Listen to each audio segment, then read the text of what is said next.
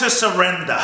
My name's Kute Blackson, nationally best-selling author of You Are the One and the Magic of Surrender. Surrender, surrender, surrender. Yeah, we often hear about, hey, it's good to surrender. You need to surrender if you're spiritual. That's the spiritual thing to do. But why is it that we so often resist and avoid and run away from surrender when deep down we know it is the key to freedom?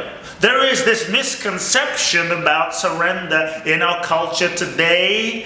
The idea that if you surrender, you won't manifest your goals, dreams, or desires. You're going to get left behind. You're going to be a doormat. You're going to be taken advantage of. If you surrender, you won't be able to live your dream or your vision that you have. Who the hell wants to surrender if that's the definition of surrender? I'm actually saying if you surrender, what if you got more? More than you could plan, more than you could imagine, more than you could visualize. What if life actually gave you more joy, more abundance, more? Maybe not what you most expected or planned, but beyond what you could imagine. To me, this is surrender. This is the beauty, the art, the magic of surrender. In so many ways, we think we are in control. We think we are in control of our lives. And so surrender is to let go, trying to control every single thing that we're really not in control anyway. Surrender is to let go, trying to manipulate and force life to fit our limited idea of what we think it should be. To surrender is to let go of the idea of who we think we should be, the idea of how we think our life should be, so that we can truly open to the life that is seeking to happen. Sounds beautiful, sounds easy, but how the hell do we actually surrender? What if there was a few phases and keys? I'm going to share some of that with you. But what I will say is this. Regardless of whether you're surrendering or not, regardless of whether you're spiritual or not, maybe you could be Pablo Escobar or Mother Teresa or the great gurus in the Himalayas or, president of the US, doesn't really matter. Every single one of us as human beings, we are in a process of surrender. The moment we're born, surrender is in fact hardwired into your physiology. On one level, what I'm saying is you can't not surrender. You have to surrender. You can surrender now. You can surrender tomorrow. You can surrender next year. You can surrender on your deathbed. You'll have to surrender if there is such a thing in your next life. But all of us, we will have to surrender. It's hardwired into our physiology. You breathe in and you have to breathe out. You breathe in and you have to exhale. That exhale is a surrender. This is life reminding us surrender is the nature of life. It's the nature of a way of being. We're born, we get older. As we get older, the body changes. Age 40, age 50, age 60, age 70, the body changes. Pains, hurts, things happen. We can do the best we can, but the fact is there's so many things that we won't be able to control. Hair falls out, things move, things don't work, we get white hair. This is a process of surrender. So it's not about will you surrender, because you will have to, whether you like it or not. It's really about how will we participate in the process of surrender that is happening as a way of life. Will we participate willingly, authentically, heartfully, or will we resist? This is really what it's about.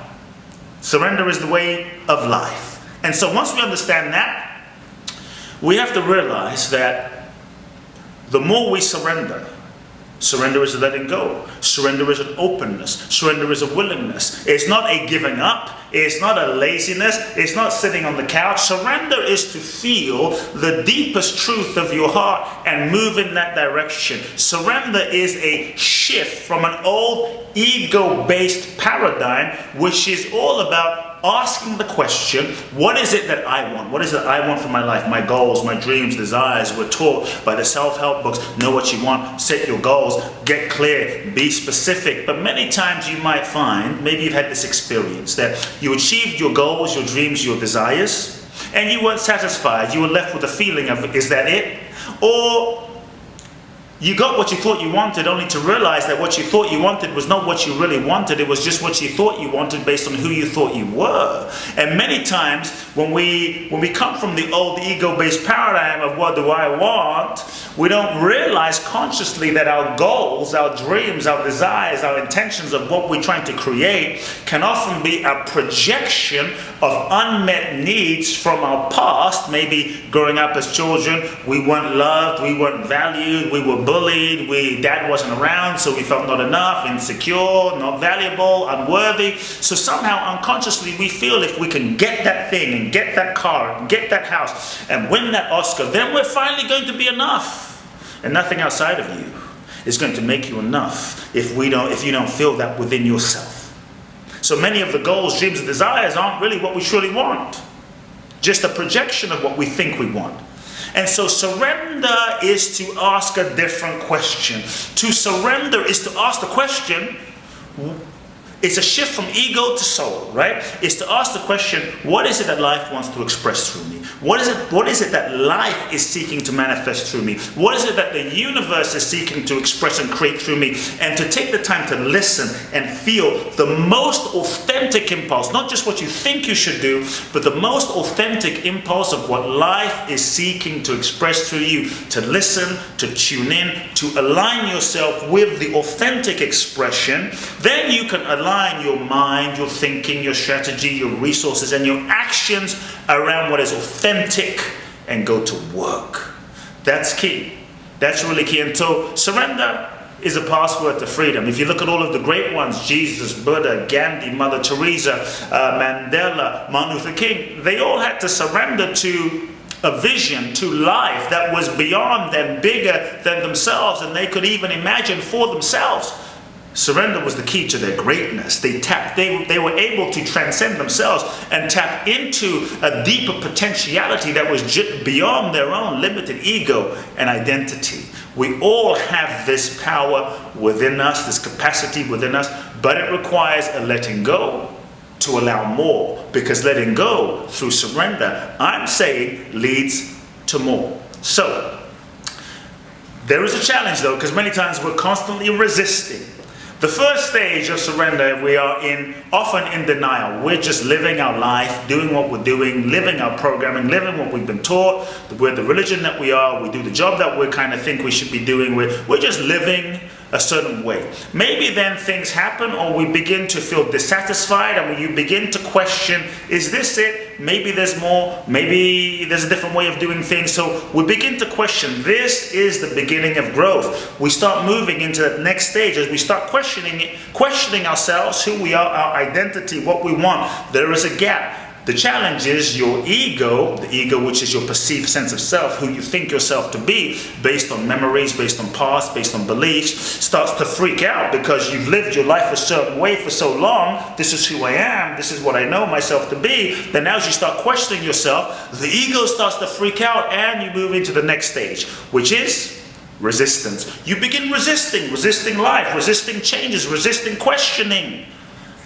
This resistance is a self-protective mechanism out of self-preservation of one's ego. So you move from denial to resistance. Once you move into resistance, then the next stage is, you may find, you start to negotiate. You begin to negotiate with life. One of the ways we resist and we negotiate is we often are not honest, truthful, and we lie to ourselves about who we are and what we feel. Some of it is conscious. Most of it is unconscious. Nah, I'm fine. I like my job. The relationship's not so bad. These are lies that we're constantly telling ourselves. So to truly begin surrendering requires that you move into telling yourself the truth. You often know when you're not in the truth, or you're not truly in alignment, or you're betraying yourself, because you will feel some kind of pain within yourself. Pain is a signal that you are not telling the truth, that you are not surrendering, that you are not resisting in some way. Pain is a signal, it's a messenger. We often deny it, we often suppress it, but it is a gift and it is a friend that we must make time to be present to feel and get the message from, right? So we move from denial to resistance to then we start negotiating with life. We start negotiating, maybe not.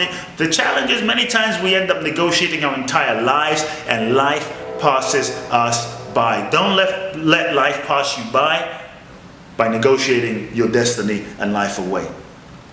The next phase is we move into acceptance. But what I want to make clear is acceptance is not surrender.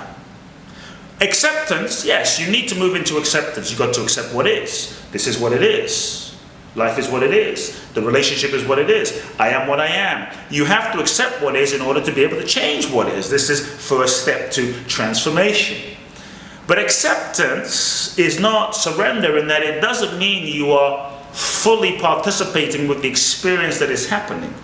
Maybe it's raining outside and you don't want it to be raining outside because you had an intention to go out to the beach with your family. Now you're mad and pissed off and upset that it's raining outside. You accept that it's raining outside, but you are mad and a little upset that it's raining outside, arms crossed like in a huff that it's raining, right? So you're in acceptance, but you're not open.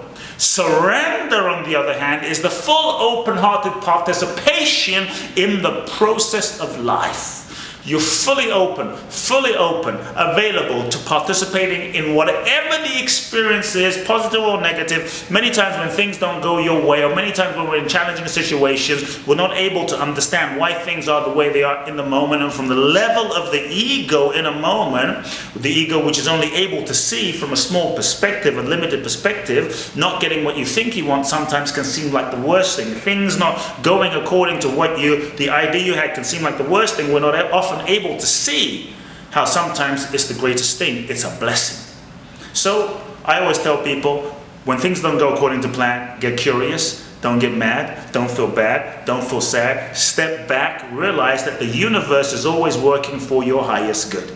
Surrender to that, even if you're not able to see in the moment. Also, to surrender, which is the open-hearted participation, where you say, okay, I'm going to roll my sleeves up. This situation is challenging, the relationship challenging, I'm in a difficult situation, it sucks, it's hard, it's terrible, I'm mad, but I'm going to fully participate with the process. I'm going to surrender to this experience. That doesn't mean being a victim. That doesn't mean lying down and doing nothing. That doesn't mean giving up. What it means is you recognize that you and I, we are souls. We are souls that incarnate into this human experience. Every single relationship situation, life is simply the classroom for your soul's evolution and learning. When you realize that you are a soul and you've incarnated to learn, to grow and evolve, to become more of who you are, and every experience is really there as a vehicle to serve your awakening, your growth, your evolution, to help you become more of who you are. When you really understand that life is a school, then you begin to see every experience from a different lens. So even if the situation is difficult, the situation is challenging, you're able to roll your sleeves up and say, I'm going to surrender and participate fully so that I can learn the lesson I need to learn where I'm at. Because when you learn the lesson you need to learn where you're at, then you transcend and you grow and you evolve and you graduate, because all lessons repeated until learned. That helps you surrender. Now, between acceptance and surrender here is the key. There is a phase in the middle that's called grieving. Surrender is a death. Surrender is a letting go of perception, letting go of an idea, and there will be a natural sadness and death of something within yourself, or a part of yourself, or a phase of your life, or aging process, or something. So when you're really surrendering, often what you'll feel is grief. Most people suppress that grief because we think it's going to last forever. We think it's not positive. We think we won't be able to handle it. We think that it's going to overwhelm us. So sometimes we try to do a spiritual bypass and only be positive. We'll call it like a toxic positivity, right? Where we spiritually bypass it, suppress it, but we often don't realize that when you suppress the negative feeling, it doesn't go anywhere. It just stays in your body, in your heart, creates a layer within you that you carry with you to the next phase of you, to the next experience, and you end up recreating situations that affirm the very emotion that you are not feeling and that you are suppressing. So, to truly surrender, how do you surrender? Requires that you acknowledge and you feel your grief. What is it that you haven't grieved yet? There is no authentic surrender without grieving.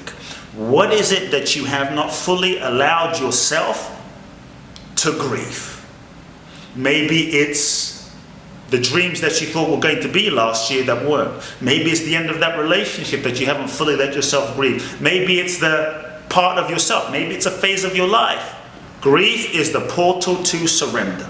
Grieving is not wallowing. It is to acknowledge the feelings that are coming up. The sadness, the hurt, it's not the sense of loss. It's to acknowledge those feelings so that you can let it go, because all feelings remain present until fully felt. And when you feel those feelings fully, you can just simply take the label off, feel the sensation of grieving in your body. Don't be in your mind about it. Tell yourself a story about it. Just feel the energy and sensations of the grief in your body. Let it move through, because every feeling has a cycle. When you feel that feeling fully, a layer of that feeling dissolves. Grief doesn't happen in a moment. Grief isn't resolved in a moment. It often happens in stages. And so when you feel the feeling and you be with it without judgment, a layer of that grieving moves through. There'll be more opening, more availability to a deepening of surrender. Acceptance, grieving, surrender moves you into flow, more magic, more synchronicity. Folks, those are a few simple ideas on how to surrender. To surrender, we must embrace the grieving, allow the grieving, letting the old go, shedding the old, raising your vibration, opening to surrender. And when you surrender and you let go of that which is no longer aligned in your life, relationships, situations, people, you make more space for blessings. You make more space for that which is for your highest good. Remember, surrender is the key to your freedom, and letting go leads to more. I'm sending you much love. If you enjoyed today's short video, please share it with all those you love. Make sure you go to my website, 𝐬𝐞𝐵lackson.com, subscribe, enter your name and your email to be put on my email list to receive weekly updates. Love now.